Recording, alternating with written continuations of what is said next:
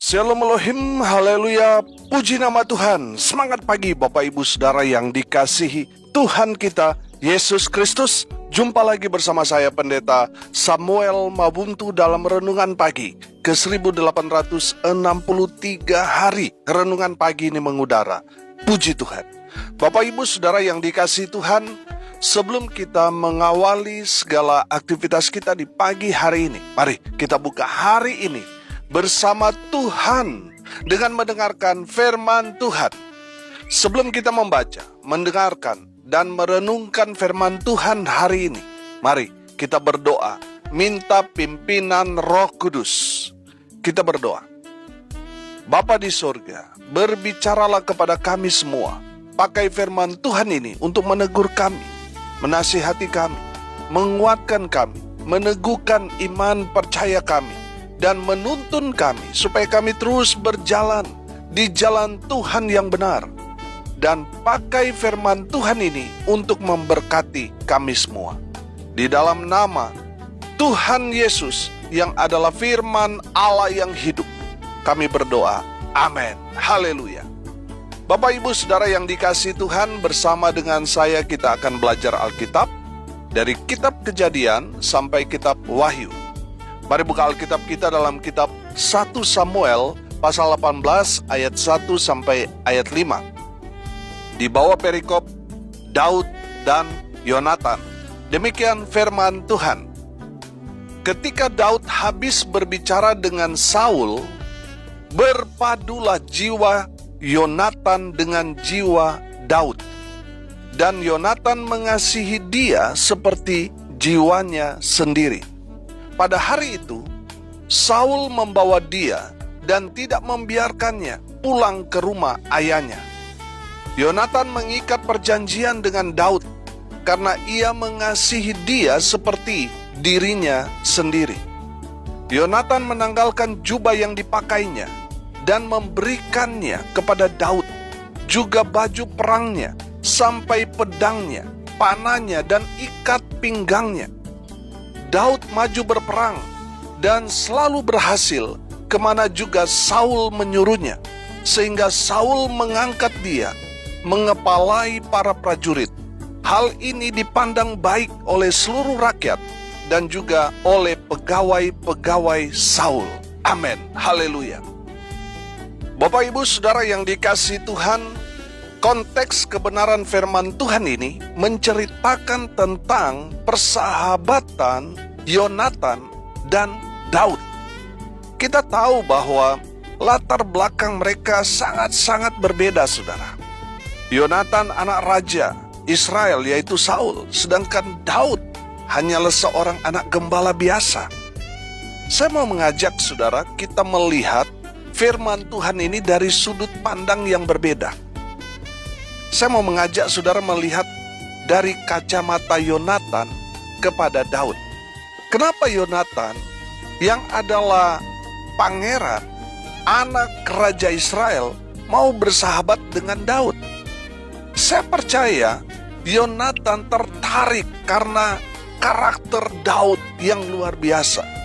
Itulah sebabnya ayat 1 ini berkata, ketika Daud habis berbicara dengan Saul, berpadulah jiwa Yonatan dengan jiwa Daud. Dan Yonatan mengasihi dia seperti dirinya sendiri. Amin. Saya percaya saudara, Yonatan melihat dari Daud ada karakter yang luar biasa dimiliki oleh seorang anak gembala yang bernama Daud. Haleluya. Bapak Ibu Saudara yang dikasihi Tuhan, mari kita lihat. Yonatan melihat Daud memiliki yang pertama, attitude yang baik. Bapak Ibu Saudara yang dikasihi Tuhan, attitude atau sikap yang baik itu bisa membawa saudara dan saya menuju kepada kesuksesan. Amin. Nah, saudara yang dikasihi Tuhan, walaupun saudara punya latar belakang sosial yang tinggi, saudara kaya raya, dihormati, punya pendidikan yang sangat-sangat tinggi, di antara saudara-saudara Anda di kampung saudara, di komunitas saudara. Tapi kalau saudara tidak punya attitude yang baik, saudara akan ditinggalkan. Saudara akan dianggap saudara itu tidak ada manfaatnya. Percuma saudara kaya kalau attitude saudara nggak baik. Percuma saudara pintar kalau attitude saudara buruk. Saudara lihat, di televisi akhir-akhir ini dipertontonkan saudara. Bagaimana orang yang berpangkat, yang tadinya orang biasa, tapi ketika dia mendapat posisi jabatan pangkat, attitude-nya yang tadinya rendah hati, ketika dia sudah ada di puncak kejayaannya berubah. Saudara yang dikasihi Tuhan, perhatikan Daud. Daud baru saja mengalahkan Goliat, tapi attitude-nya dia tetap baik. Amin. Dia nggak merasa dia hebat, dia nggak merasa dia luar biasa. Dia tetap menjaga sikap hatinya. Amin. Saudara, perhatikan, di dalam kehidupan kita, ketika seseorang belum jadi apa-apa, saudara, baik, saudara. Tapi ketika dia sudah mendapatkan posisi yang lebih tinggi, yang dia inginkan, dia harapkan, seketika attitude-nya juga berubah. Yang tadinya baik, sekarang menjadi buruk, menjadi jahat. Dan ini seringkali kita lihat dalam kehidupan nyata. Bukan hanya di kalangan orang yang tidak percaya, bahkan di kalangan kita, orang percaya pun banyak yang seperti itu. Baru dikasih jabatan, jadi pendeta, jadi gembala, baru memegang satu posisi jabatan yang penting, karakternya berubah, attitude-nya dalam sekejap berubah 180 derajat. Saudara, saya yakin saudara dapat melihat semua karakter orang ketika mereka mendapatkan posisi jabatan, punya banyak uang. Saudara lihat, karakter asli mereka akan muncul. Kalau mereka memiliki attitude yang baik, walaupun mereka sudah mendapat jabatan yang tinggi, punya uang banyak, tapi mereka akan tetap memiliki karakter attitude yang baik. Tapi kalau mereka hanya mau ingin kuasa, hanya ingin punya uang, ketika mereka mendapatkan itu, attitude-nya yang asli, yang buruk, yang jahat itu akan nampak. Saudara yang dikasihi Tuhan, belajar dari Daud. Yonatan melihat Daud, walaupun dia baru saja mengalahkan Goliat, seharusnya dia dieluk-elukan menjadi pahlawan Israel. Tapi saudara lihat, Daud di mata Yonatan memiliki attitude yang baik, sikap hatinya baik. Yang kedua, Yonatan melihat Daud ini adalah pribadi yang humble, yang rendah hati. Amin. Saudara, dia baru saja mengalahkan Goliat yang adalah pahlawan orang Filistin. Daud memiliki banyak alasan untuk meninggikan dirinya. Tapi Daud tidak melakukan itu. Karena Daud tahu kalau dia meninggikan diri, Tuhan akan merendahkan dia. Amin. Saudara yang dikasihi Tuhan, ada berapa banyak orang di sekitar kita, baru diberkati sedikit saja sudah sombongnya luar biasa. Sudah gak pernah pergi ke gereja. Saya katakan, orang sombong itu bukan hanya memamerkan apa yang mereka miliki. Bukan itu saja kategori sombong. Kategori sombong dalam Alkitab adalah mereka yang tidak lagi cari Tuhan. Mereka tidak pergi beribadah kepada Tuhan. Mereka tidak lagi baca firman Tuhan, mereka tidak lagi berdoa, mereka tidak lagi ke persekutuan ibadah, mereka tidak mau melayani Tuhan padahal mereka punya talenta, punya karunia yang Tuhan sudah berikan kepada mereka, tapi mereka tidak gunakan untuk melayani Tuhan. Itu orang sombong. Bapak Ibu Saudara yang dikasihi Tuhan, perhatikan, orang-orang sombong di sekitar kita begitu banyak. Baru diberi jabatan sedikit lebih tinggi daripada sebelumnya. Baru dinaikkan gaji lebih tinggi, walaupun hanya sedikit, sudah sombongnya luar biasa. Baru melakukan hal yang baik, tapi sudah menceritakan seolah-olah dia sudah melakukan hal-hal yang baik-baik terus, saudara. Saudara yang dikasihi Tuhan, banyak sekali orang yang sombong di sekitar kita. Tapi mari kita, orang percaya, belajar dari Daud. Walaupun Daud baru saja melakukan hal yang luar biasa, dia menjadi pahlawan atas Israel, tetapi itu tidak membawa Daud menjadi tinggi hati. Saudara yang dikasihi Tuhan, kalau kita belajar dari kebenaran firman Tuhan ini beberapa hari yang lalu, sebenarnya Saul di mata Tuhan bukan lagi raja Israel. Di mata Tuhan, Daudlah raja Israel sebenarnya. Amin. Karena dia sudah diurapi oleh Samuel. Kalau kita pinjam istilah hukum, secara de jure sebenarnya Daud sudah menjadi raja atas Israel. Tapi secara de facto, faktanya di lapangan, Saul masih tetap memangku jabatan sebagai raja Israel. Saudara yang dikasihi Tuhan, Daud sudah tahu itu, bahwa dia sebenarnya adalah raja Israel. Tapi saudara lihat, Daud tidak meninggikan diri. Dia tidak menggulingkan Raja Saul dengan cara-cara licik, cara-cara yang jahat, tidak.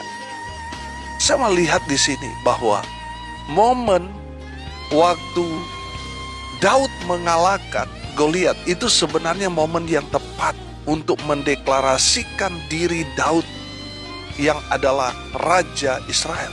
Karena pada konteks itu, semua orang Israel termasuk Raja Saul bersembunyi, ketakutan ketika diancam oleh Goliat. Ketakutan.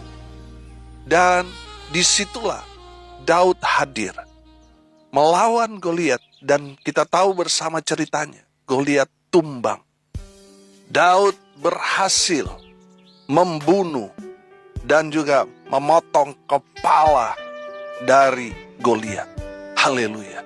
Saudara lihat, pada saat itu, wah, Daud sangat-sangat populer, sangat-sangat terkenal.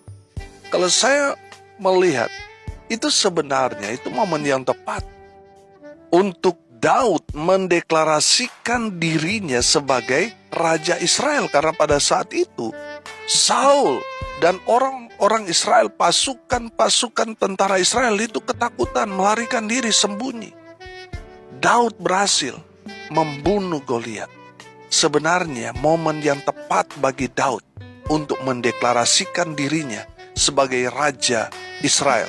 Tetapi Daud tidak melakukan itu. Karena Daud tahu itu bukan caranya Tuhan buat dia.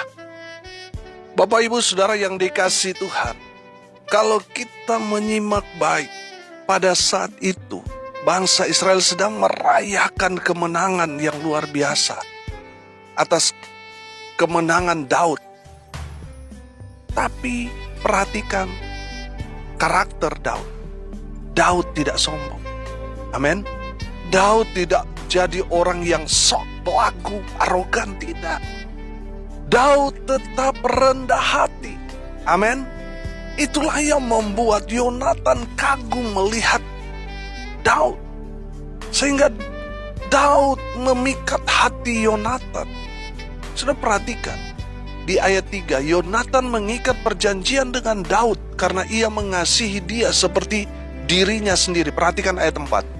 Yonatan menanggalkan jubahnya yang dipakainya dan memberikannya kepada Daud, juga baju perangnya, sampai pedangnya, panahnya, dan ikat pinggangnya. Haleluya. Bapak Ibu Saudara yang dikasihi Tuhan, saya melihat di sini Yonatan kagum kepada Daud karena kerendahan hatinya. Makanya timbul kasih persaudaraan dari Yonatan. Saudara lihat, bukti kasih itu kan memberi. Orang kalau memberi sesuatu kepada kita itu bukti dia itu mengasihi kita. Saya perhatikan, Yonatan memberikan, baik itu jubahnya, dia berikan baju perangnya, pedangnya, panahnya, ikat pinggangnya, semuanya dia berikan. Luar biasa. Itulah tanda kasih dari Yonatan kepada Daud. Saudara yang dikasihi Tuhan, dengar ini baik-baik. Kalau satu hari nanti saudara diberkati Tuhan, diangkat Tuhan, tetaplah rendah hati, tetaplah cari Tuhan, tetaplah setia baca firman Tuhan, tetaplah setia melayani Tuhan dalam kebaktian-kebaktian di gereja saudara. Haleluya. Yonatan kagum melihat Daud karena Daud memiliki karakter yang rendah hati. Yang terakhir, saya melihat di sini bahwa Yonatan kagum kepada Daud karena apa? Karena Daud adalah orang yang takut Tuhan. Amin. Saudara yang dikasihi Tuhan, kalau kita belajar Daud sebelum dia melakukan segala sesuatu, dia selalu bertanya dulu kepada Tuhan. Amin. Artinya apa?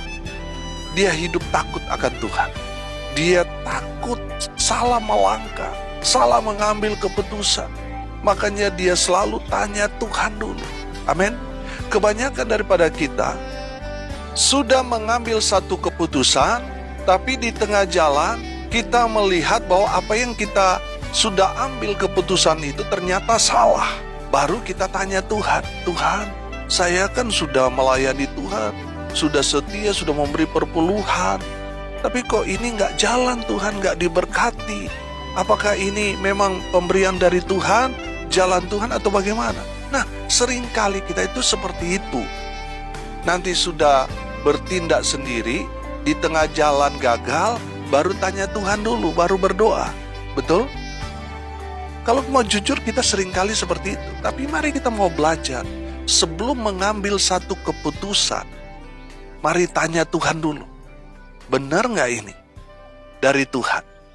Benar nggak ini keputusan yang kita ambil ini betul dari Tuhan atau tidak? Pasangan hidup kita ini dari Tuhan atau tidak?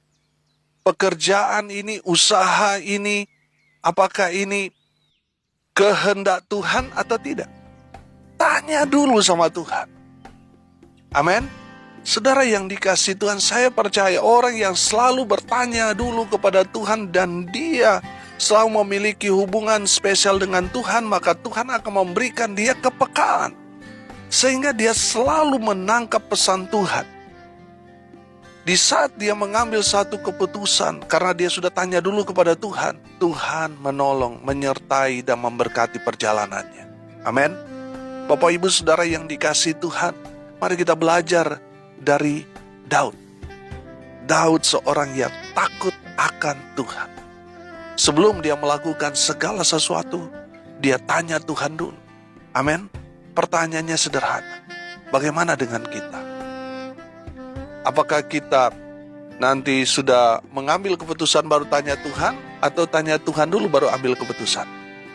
Saya percaya saudara yang bisa jawab itu. Bapak Ibu Saudara, mari kita lihat dan belajar dari Daud. Daud seorang yang takut akan Tuhan. Makanya tidak heran, di ayat 5, Daud maju berperang dan selalu berhasil kemana juga Saul menyuruhnya. Sehingga Saul mengangkat dia mengepalai para prajurit. Hal ini dipandang baik oleh seluruh rakyat dan juga oleh pegawai-pegawai Saul. Haleluya. Saudara yang dikasihi Tuhan, kemanapun Daud berperang, Daud selalu berhasil menjadi pemenang dalam setiap peperangan yang dia hadapi. Amin. Saudara yang dikasihi Tuhan, kuncinya sederhana. Takutlah akan Tuhan, maka saudara akan keluar menjadi pemenang. Yang percaya katakan amin. Haleluya. Yonatan kagum kepada Daud karena Daud seorang yang takut akan Tuhan. Haleluya. Bapak Ibu Saudara yang dikasihi Tuhan, hari ini kita belajar Dari kebenaran firman Tuhan ini kita belajar dari kacamatanya Yonatan terhadap Daud. Yonatan melihat Daud memiliki 3 karakter ini. Yang pertama, attitude Daud baik. Sikapnya baik, tetap ramah. Yang kedua, dia humble, rendah hati. Dan yang ketiga, Daud seorang yang takut akan Tuhan. Sebelum dia bertindak, sebelum dia melakukan sesuatu, dia tanya Tuhan dulu. Amin. Saya berdoa, biarlah kita semua mengalami sama seperti Daud, di mana kita diutus Tuhan, kita berhasil. Apa yang kita kerjakan, lakukan, dibuat beruntung, berhasil oleh Tuhan Yesus. Milikilah 3 karakter ini. Attitude-mu harus baik, harus rendah hati, dan tetap hidup takut akan Tuhan. Maka Tuhan akan mengantar saudara dan saya kepada kemenangan demi kemenangan. Haleluya. Mari kita berdoa.